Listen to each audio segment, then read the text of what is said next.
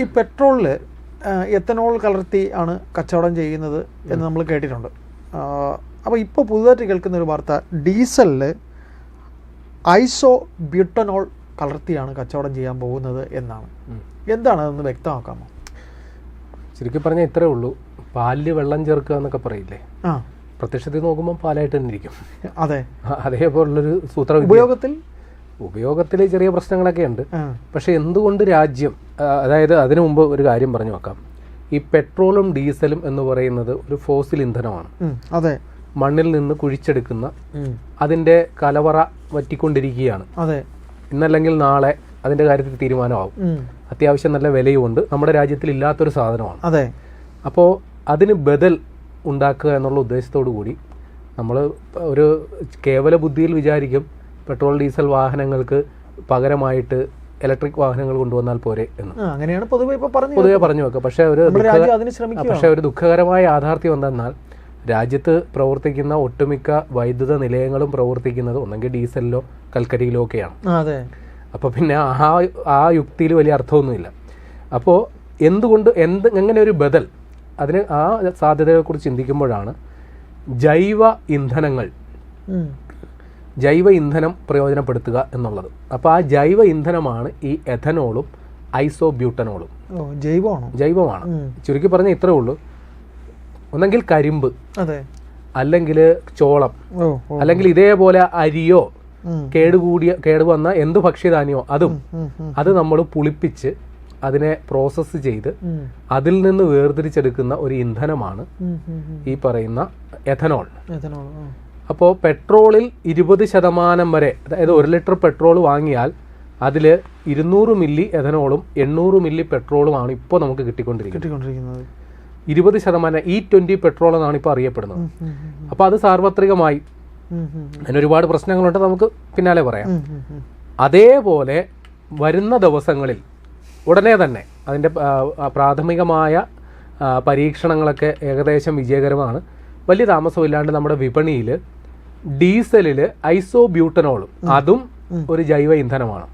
മുമ്പ് എഥനോൾ കലർത്തി കൊണ്ടുവരാൻ, ഡീസലിലും എഥനോൾ കലർത്താനായിട്ടാണ് ശ്രമം നടത്തിയത്. പക്ഷെ അത് വിജയിച്ചില്ല.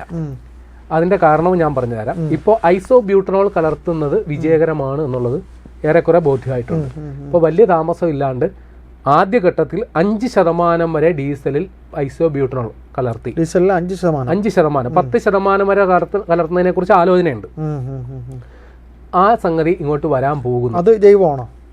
ഐസോബ്യൂട്ടനോളും ജൈവമാണ്. ഇതേപോലെ കരിമ്പിൽ നിന്നും ചോളത്തിൽ നിന്നൊക്കെ തന്നെയാണ് അതും വേർതിരിച്ചെടുക്കുന്നത്. അപ്പോൾ അത് കലർത്തിയത് 2027 കൂടി നമ്മുടെ വിപണിയിലെത്തും. അത് ഈ ക്വാണ്ടിറ്റിയിൽ, അളവിൽ വർദ്ധിപ്പിക്കാൻ വേണ്ടിയിട്ടാണോ? മനസ്സിലായില്ല. എന്ന് വെച്ചാൽ നമ്മള് പാലിപ്പോ എങ്ങനെയാണ് വെള്ളം ഒഴിക്കണത്? അതല്ല, പറഞ്ഞുതരാം. അതായത് ഈ പെട്രോളും ഡീസലും ഒക്കെ വിദേശത്തു നിന്ന് നമ്മൾ വാങ്ങുകയാണല്ലോ. ഇവിടെ നമ്മുടെ രാജ്യത്തിന് ഒരു വർഷം ഏതാണ്ട് 12 ലക്ഷം ബില്യൺ ഡോളർ ചെലവുണ്ട് എന്നാണ് ഏകദേശ കണക്ക്. അപ്പോൾ ഇത് കുറയ്ക്കുന്നതിന് വേണ്ടിയിട്ട്, കാര്യം ഇന്ധനത്തിന് വേണ്ടിയിട്ട് വിദേശ രാജ്യങ്ങളെ ആശ്രയിക്കുന്നതിൻ്റെ അളവ് കുറയ്ക്കുക എന്നുള്ള ഉദ്ദേശത്തോടെയാണ് ഈ ജൈവ ഇന്ധനത്തിലേക്ക് തിരിഞ്ഞേക്കുന്നത്. അപ്പോൾ ഇത് പെട്രോളിൽ എഥനോൾ കലർത്തുമ്പോഴുള്ള വ്യത്യാസം എന്തെന്നാൽ പെട്രോളിൻ്റെ അത്രയും ഊർജ്ജക്ഷമതയുള്ളൊരു സാധനമല്ല എഥനോൾ. മനസ്സിലായി. പെട്രോൾ തീവ്രതയുള്ള ഊർജ്ജക്ഷമതയുള്ള ഒരു ഇന്ധനമാണെങ്കിൽ എഥനോൾ അത്രമല്ല. അപ്പം ഇത് ചേർക്കുന്നത് കൊണ്ട് നമ്മുടെ വാഹനത്തിന്റെ മൈലേജ് കുറയും. ഇപ്പോൾ ഒരു ലിറ്റർ പെട്രോളിന് ഒരു 10, എൻ്റെ വണ്ടിക്ക് ഒരു 20 മൈലേജ് ഉണ്ടായിരുന്നു. ഇപ്പോൾ അത് 16-17 ഉള്ളൂ. അപ്പോൾ ആ ഒരു വ്യത്യാസം ഉണ്ടാകും. സർക്കാർ അവകാശപ്പെടുന്നത് ഒരു 6%, 7% ഒക്കെ ആണെങ്കിലും അതിൽ കൂടുതലൊക്കെ കുറയാൻ സാധ്യതയുണ്ട്. അപ്പോൾ ഇതേപോലെ ഈ ഐസോബ്യൂട്ടനോൾ കലർത്തുമ്പോഴും മൈലേജിൽ കുറവുണ്ടാവും. ഉറപ്പാണ്. കാരണം ഇനി ഈ ഡീസലിൽ എഥനോൾ കലർത്തുന്നത് പാളിപ്പോയി. കാരണം ഈ ഇന്ധനത്തിന്റെ ജ്വലനത്തിന് വേണ്ട ഒരവസ്ഥയുണ്ട്. അപ്പൊ ഈ എഥനോൾ ആദ്യം ഡീസൽ കലർത്താൻ വേണ്ടി ഒരു ശ്രമം നടത്തിയിരുന്നു, അത് പാളിപ്പോയി. കാരണം ഈ രണ്ട് ഇന്ധനത്തിന്റെ സാന്ദ്രത വ്യത്യസ്തമാണ്. ഇത് രണ്ടും വേർതിരിഞ്ഞ് കിടക്കും. ഇപ്പൊ ഈ എന്താ പറയുക, പാലും എന്താ പറയുക, ഈ എന്താ കറക്റ്റ് എന്താ എനിക്ക് വിശദീകരിക്കാൻ പറ്റുന്നില്ല. അതായത് വെള്ളം മേലെയും ഇപ്പൊ മണ്ണെണ്ണയും വെള്ളവും കൂടി മണ്ണെണ്ണയും മണ്ണെണ്ണ മുകളിലും വെള്ളം താഴെ, ഇതേപോലെ തന്നെയായിരിക്കും ഡീസലും എഥനോളും കൂടി അത് മിക്സ് ആയി പോകത്തില്ല. എന്നാൽ ഈ ഐസോബ്യൂട്ടനോൾ കലർത്തുമ്പോൾ ആ പ്രശ്നമില്ല, ഒരുമിച്ച് തന്നെ മിക്സ് ആയിട്ട് പോകും. മാത്രമല്ല ഈ സാധാരണ ഊഷ്മാവില്, അന്തരീക്ഷ ഊഷ്മാവില് ഡീസൽ കത്തണമെങ്കിൽ 35 ഡിഗ്രി സെൽഷ്യസ് താപനില വേണം. എന്നാൽ എഥനോളിന് 12 ഡിഗ്രി സെൽഷ്യസ് മുതൽ 13 ഡിഗ്രി സെൽഷ്യസ് വരെ മതി. അപ്പൊ അത് അന്തരമുണ്ട്. പക്ഷേ ഈ ഐസോബ്യൂട്ടനോളിന് 27 ഡിഗ്രി സെൽഷ്യസ് മുതൽ 30 ഡിഗ്രി സെൽഷ്യസ് വരെ ഉണ്ട്. കുറച്ചുകൂടി ഡീസലുമായിട്ട് ചേർന്ന് നിൽക്കുന്ന. അപ്പോൾ ഈ ഇത് തമ്മിൽ മിക്സ് ചെയ്യുമ്പോൾ സംഭവം എഫക്റ്റീവ് ആണെന്ന് തെളിഞ്ഞിട്ടുണ്ട്. ഇനി എന്തുകൊണ്ട് ഈ ഡീസലിൽ ഐസോബ്യൂട്ടനോൾ കലർത്തുന്നു എന്നുള്ളത് വളരെ പ്രസക്തമായ ചോദ്യമാണ്. കാര്യം എഥനോൾ പെട്രോളിൽ കലർത്തുന്നത് സംബന്ധിച്ച് ഇപ്പോൾ വലിയ ആശങ്ക നാട്ടുകാർക്കിടയിലുണ്ട്. കാരണം ഈ 2023 ഏപ്രിൽ 1 മുമ്പ് വിപണിയിലിറങ്ങിയ വാഹനങ്ങൾക്കൊക്കെ ഈ എഥനോൾ കലർത്തിയ പെട്രോൾ ഉപയോഗിക്കാൻ പാടില്ല. അത് ഉപയോഗിച്ചു കഴിഞ്ഞാൽ വാഹനത്തിന് ഗുരുതരമായ കേടുപാടുകൾ പറ്റും. കാരണം ഇത് വലിയ രീതിയിൽ ഈർപ്പം വലിച്ചെടുക്കുന്നതാണ്. ഒരുപാട് ദ്രവിപ്പിക്കാനുള്ള ആ രീതിയിലുള്ള എഞ്ചിൻ ആയിരുന്നില്ല. അല്ല, എഞ്ചിന്റെ അല്ല, എഞ്ചിനിൽ ഉപയോഗിക്കുന്ന ചില പാർട്സുകൾ ഇത് ഈർപ്പം വലിച്ചെടുക്കുന്നത് കൊണ്ട് പെട്രോൾ ടാങ്ക് തുരുമ്പെടുക്കാൻ സാധ്യതയുണ്ട്. ഈ റബ്ബർ ട്യൂബുകളൊക്കെ പെട്ടെന്ന് ദ്രവിച്ചു.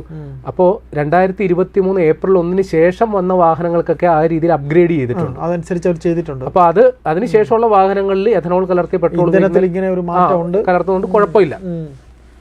അപ്പൊ എന്തുകൊണ്ട് ഈ ഐസോബ്യൂട്ടനോൾ ഡീസലിൽ കലർത്തുന്നു എന്ന് ചോദിച്ചാൽ, രാജ്യത്ത് ഒരു ദിവസം വേണ്ട ഡീസലിന്റെ അളവ് 34 കോടി ലിറ്ററാണ്. പെട്രോള് 17 കോടി ലിറ്ററാണ്. ഇപ്പൊ ചുരുക്കി പറഞ്ഞാൽ പെട്രോൾ ഉപയോഗിക്കുന്നതിന്റെ 10 മടങ്ങ് ഡീസൽ ഇവിടെ ആവശ്യമുണ്ട്.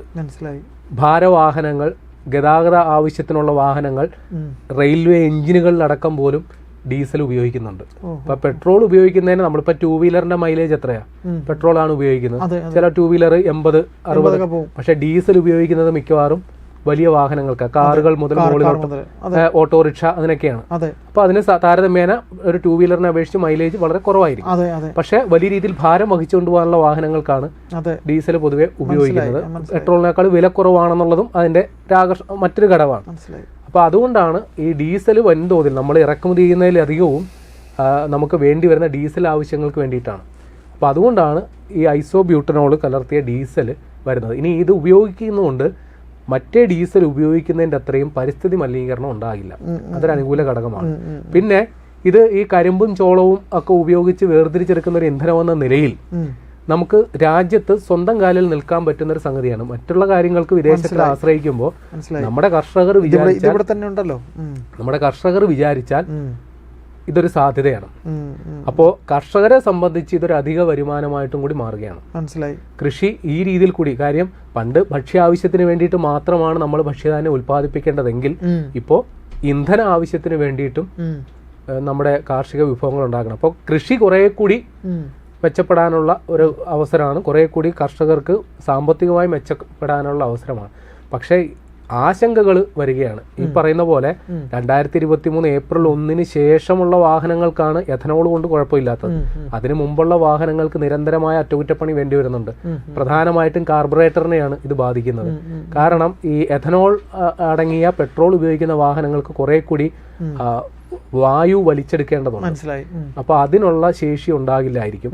പിന്നെ കാർബറേറ്ററിലെ പിന്നെ ഈ ജെറ്റ് എന്ന് പറയുന്നത് ഇന്ധനം പുറന്തള്ള എഞ്ചിനിലേക്ക് കൊടുക്കുന്ന ജെറ്റ് ഉണ്ടല്ലോ, അത് കുറെ കൂടി വലിപ്പമുള്ളതായിരിക്കണം. പിന്നെ പഴയ രീതിയിലുള്ള മറ്റേ റബ്ബർ ഉള്ള ഹോസുകൾ ഒക്കെ മാറ്റിയിട്ട് കുറെ കൂടി പുതിയ സാങ്കേതിക വിദ്യ ഉപയോഗിച്ചുള്ള പൈപ്പുകൾ, ഹോസുകളൊക്കെ ഘടിപ്പിക്കേണ്ടി വരും. ഇതൊക്കെ ചെയ്താൽ തന്നെയും അത് പൂർണ്ണമായും സുരക്ഷിതമാണെന്ന് നമുക്ക് പറയാൻ ഒക്കില്ല. കാരണം നിലവിൽ വിപണിയിൽ അംഗീകൃത റീപ്ലേസ്മെന്റ് കിറ്റുകൾ അവൈലബിൾ അല്ല. ഇതിന്റെയൊക്കെ കിറ്റുകൾ അവൈലബിൾ അല്ല. ഓരോ കമ്പനി അവരുടെ തോന്നിയ പോലെ കിറ്റുകൾ ഇറക്കുന്നുണ്ട്. നമ്മുടെ ആവശ്യാനുസരണം ഇതൊക്കെ വാങ്ങിച്ച് ഉപയോഗിക്കുന്നുണ്ട്, കേടുപാട് പറ്റുന്നുണ്ട്, ശാശ്വതമായിട്ടില്ല. അപ്പോൾ ഇക്കാര്യത്തിൽ സാധാരണക്കാരനെ സംബന്ധിച്ച്, ഒരു വാഹനം ഉള്ള സാധാരണക്കാരനെ സംബന്ധിച്ച് അത്ര സുഖകരമല്ല ഇത്. പക്ഷെ രാജ്യത്തെ മൊത്തത്തിൽ പരിഗണിക്കുമ്പോൾ ഭാവിയിൽ ഭാവിയെക്കുറിച്ച് ചിന്തിക്കുമ്പോൾ ഇത് വളരെ അത്യാവശ്യമാണ്. ഇനി കുറച്ച് കാലം കഴിയുമ്പോൾ പുതിയ ടെക്നോളജിയൊക്കെ വരും. ഇനി എഥനോളിൻ്റെ കാര്യം പറയുമ്പോൾ ഒരു കാര്യം കൂടി പറഞ്ഞ് നമുക്ക് അവസാനിപ്പിക്കാം. 100% എഥനോൾ, അതായത് പെട്രോളിന് പകരം 100% എഥനോൾ ഉപയോഗിക്കുന്ന വാഹനങ്ങൾ അടുത്ത വർഷം തൊട്ട് വിപണിയിലെത്തും. പെട്രോൾ വേണ്ട, ഫ്ലെക്സ് ഫ്യൂവൽ എന്നാണ് പറയാം. നമുക്ക് എഥനോൾ ഇല്ലാത്തപ്പോൾ പെട്രോൾ ഓടിക്കാം, ഒരേ സമയം 2 ഇന്ധനം ഉപയോഗിക്കാം. മനസ്സിലായോ? 85% വരെ എഥനോളുള്ള പെട്രോൾ വരുന്നുണ്ട്. ഇപ്പൊ 20% വരെയല്ലേ, 85% വരെ എഥനോൾ കലർത്തിയ പെട്രോൾ, ആ പെട്രോളിന് വില കുറയും. ഇപ്പോൾ വിപണിയിലുള്ള പെട്രോളിന് സെയിം വില. പക്ഷെ അതനുസരിച്ച് നമ്മൾ വണ്ടി ഉപയോഗിക്കുമ്പോൾ വണ്ടിയുടെ സ്പെയർ പാർട്സിനും അതല്ല. അപ്പോൾ ഈ പറയുന്ന ഫ്ലെക്സ് ഫ്യൂവൽ ഉപയോഗിക്കുന്ന വാഹനങ്ങൾക്ക് മറ്റുള്ള വാഹനങ്ങൾക്കാൾ വിലയും കൂടും. കാര്യം ഇലക്ട്രിക് വാഹനങ്ങൾക്ക് മറ്റു വാഹനങ്ങളെക്കാൾ വില കൂടുതലാണല്ലോ. അതേപോലുള്ളൊരു ക്ലാസിഫിക്കേഷൻ ഇതിനും ഉണ്ടാവും തീർച്ചയായിട്ടും. ഇപ്പോൾ ചുരുക്കി പറഞ്ഞാൽ ഭാവിയിൽ വിപ്ലവകരമായ മാറ്റങ്ങൾ ഉണ്ടാകും. പക്ഷേ ഇപ്പോൾ ഇതിനെക്കുറിച്ച് നമുക്ക് ആ പ്രതീക്ഷയേക്കാൾ കൂടുതൽ വലിയ ആശങ്കയാണ്. കാരണം നിലവിലുള്ള സംവിധാനത്തിൽ നിന്ന് പെട്ടെന്നൊരു ചേഞ്ച് ഉണ്ടാകുന്നു, അതുമായി ബന്ധപ്പെട്ട് ചില പ്രശ്നങ്ങളൊക്കെ ഉണ്ടാകും എന്നുള്ളത് ഉറപ്പാണ്. അപ്പോൾ ഇതിനൊരു വ്യക്തത ഇപ്പോഴും കേന്ദ്ര സർക്കാർ വരുത്തിയിട്ടില്ല.